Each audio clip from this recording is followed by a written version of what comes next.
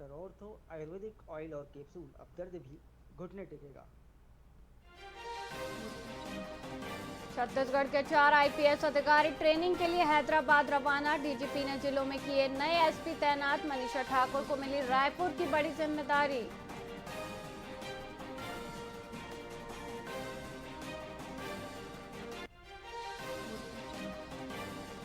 छत्तीसगढ़ में रद्द 14 ट्रेनें फिर से हुई बहाल। ओडिशा, महाराष्ट्र और बिलासपुर रूट के यात्रियों को मिली बड़ी राहत। 7 अप्रैल तक चलती रहेंगी गाड़ियां।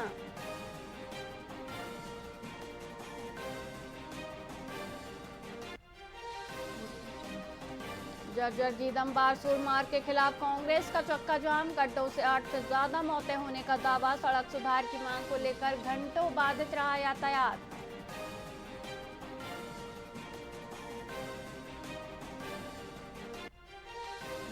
मनीष कुंजाम का बड़ा दावा। स्विट्जरलैंड से नक्सलियों तक पहुंचा सोना। बोले जल जंगल जमीन नहीं, दिल्ली के लाल किले पर लाल झंडा फहराना है इनका असली लक्ष्य।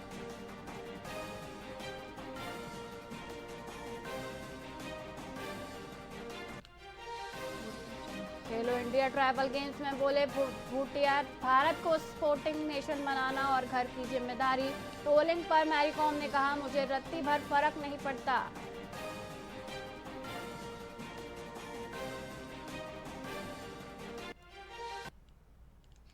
नमस्कार, आप देख रहे हैं वीआईपी न्यूज और मैं हूं वैशाली। आइए रुक करते हैं खबरों की ओर। एमसीबी में जिला मुख्यालय मनेन्द्रगढ़ के आमाखेरवा ग्राउंड में स्वास्थ्य मंत्री श्याम बिहारी जायसवाल ने फिजियोथेरेपी कॉलेज के निर्माण हेतु भूमि पूजन किया। लगभग 13.5 लाख रुपए की लागत से बनने वाले इस संस्थान से स्थानीय युवाओं को उच्च शिक्षा के लिए बाहर नहीं जाना पड़ेगा। मंत्री जायसवाल ने कहा कि राज्य सरकार दूरस्थ क्षेत्रों तक बेहतर चिकित्सा सुविधाएं पहुंचाने के लिए प्रतिबद्ध है। इस अवसर पर नगर पालिका अध्यक्ष प्रतिमा यादव और अन्य जनप्रतिनिधियों की मौजूदगी में भव्य स्वागत समारोह भी आयोजित हुआ। कॉलेज के निर्माण से क्षेत्र में स्वास्थ्य ढांचे को नई मजबूती मिलेगी।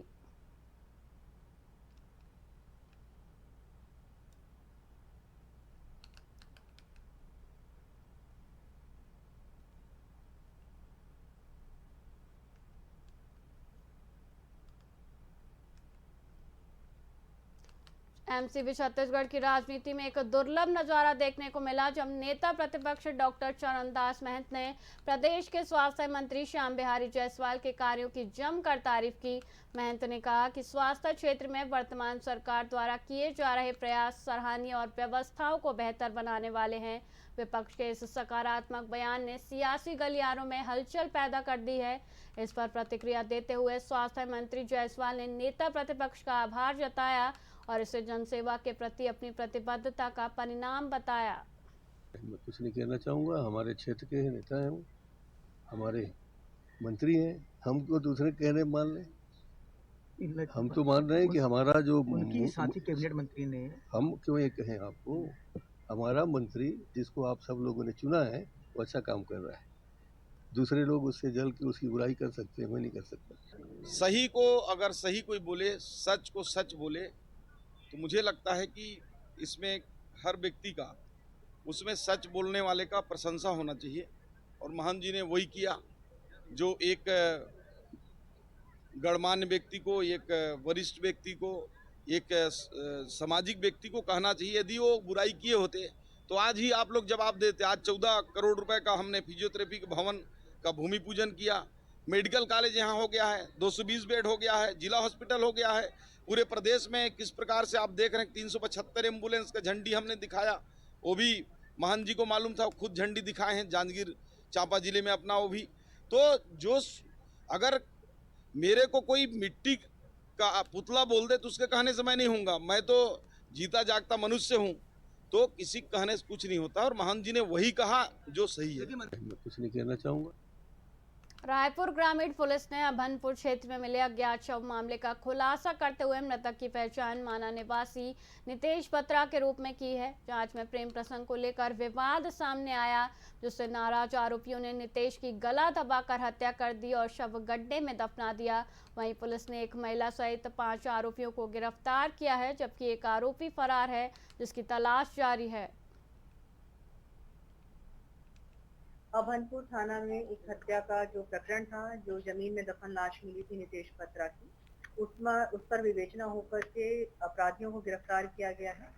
श्याम सुंदर सोनी, पिता विनायक सोनी, सुमित भोसले और एक महिला है सावित्री साहू और 2 नाबालिग बच्चों को गिरफ्तार किया गया है। ये त्रिकोणीय प्रेम प्रसंग का मामला था जिसमें हत्या हुई है।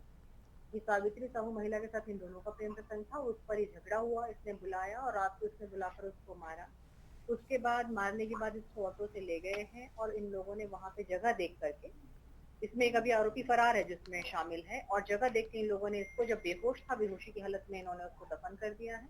और संभवतः दम घुटने से, मतलब उसमें जो हम लोगों को पीएम रिपोर्ट मिली है उसमें जो अंदर पार्टिकल्स मिले हैं डस्ट वगैरह के, तो ऐसा लगता है कि पूरा मरा नहीं था, वो बेहोशी की हालत में था और उसने उसको दफना दिया। अब रायपुर में पुलिस ने धरसीवा क्षेत्र में चाकू दिखाकर लूट की कोशिश करने वाले आरोपी सागर रजक को गिरफ्तार किया है। घटना सांकरा हाईवे पर हुई, जहां आरोपी ने युवक को धमकाकर पैसे मांगे और विरोध पर हमला किया। रात्रि गश्त के दौरान पुलिस ने तत्काल कार्रवाई करते हुए करीब 3 किलोमीटर पीछा कर आरोपी को दबोच लिया। उसके पास से चाकू बरामद हुआ। आरोपी पूर्व में भी लूट के मामले में जेल जा चुका है।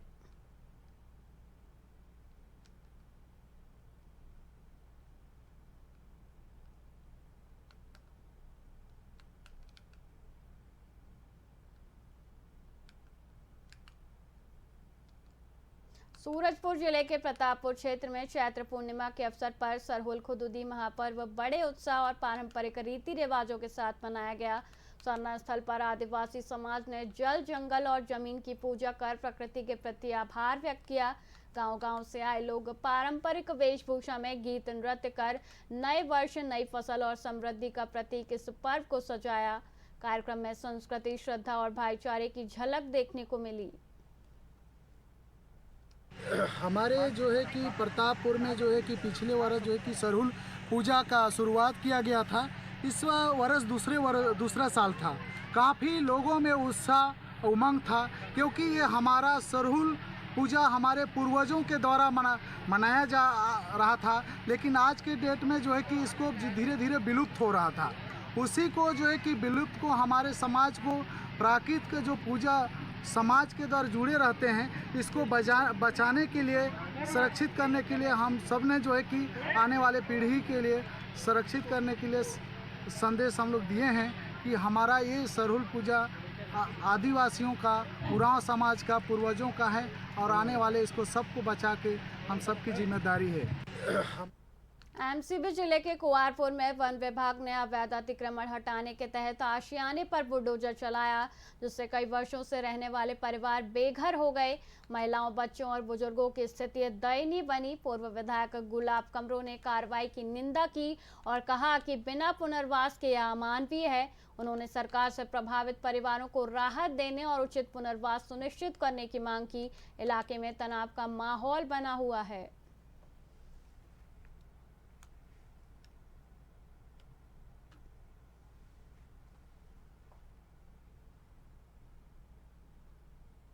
बन रहा है, आओ तेज बोलो। वो उसमें 1.5 लाख रुपया पैसा लिया गया है। कौन लिया है? वो कोई साहब हैं फॉरेस्ट के। अच्छा, कितना लिए हैं? वो बोला था कि मेरा मकान नहीं गिरेगा। भाई मैं पैसा पेड किया हूँ। किसको पैसा पेड किया है? कोई फॉरेस्ट के अधिकारी हैं। अच्छा, अधिकारी कर्मचारी? नहीं, अधिकारी हैं, बड़े अधिकारी हैं, डबल स्टार। सबसे पहले तो जो गुप्ता परिवार का जिस तरह से 20 साल से जो काबिज है उसको हटाया गया, अतिक्रमण हटाया गया, बुलडोजर से तोड़ा गया है, तो सबसे पहले उसकी मैं निंदा करता हूँ। जिस तरह से भारतीय जनता पार्टी की सरकार बनने के बाद से लगातार, चाहे वो राजस्व विभाग का हो, चाहे फॉरेस्ट विभाग का, जो अतिक्रमण हटाने की कार्रवाई की जा रही है। जब हमारी कांग्रेस की सरकार थी, जो काफ़ी वर्षों से जो काबिज थे, इसको वन अधिकार पट्टा देने का हम काम किए थे, लेकिन भारतीय जनता पार्टी की सरकार में वन विभाग किस तरह से बेदखली की कार्रवाई कर रही है, हिटलरशाही कर रही है, कि किस तरह से भेदभाव करके एक व्यक्ति का घर गिराया गया है, उसकी मैं घोर निंदा करता हूँ, अवमाननीय निंदा करता हूँ, क्योंकि अवमाननीय है, क्योंकि मानवता के नाते भी इस गर्मी के महीने में अतिक्रमण नहीं हटाना जाना चाहिए था। सुधर जाइए, सजग हो जाइए, नहीं तो मैं बहुत जल्दी कांग्रेस पार्टी जनकपुर में आंदोलन करेगी, धरना प्रदर्शन हम करेंगे, जिसकी समस्त जिम्मेदारी वन विभाग की होगी। फिलहाल के लिए इतना ही। मुझे दीजिए इजाजत। देखते रहिए VIP न्यूज़। नमस्कार।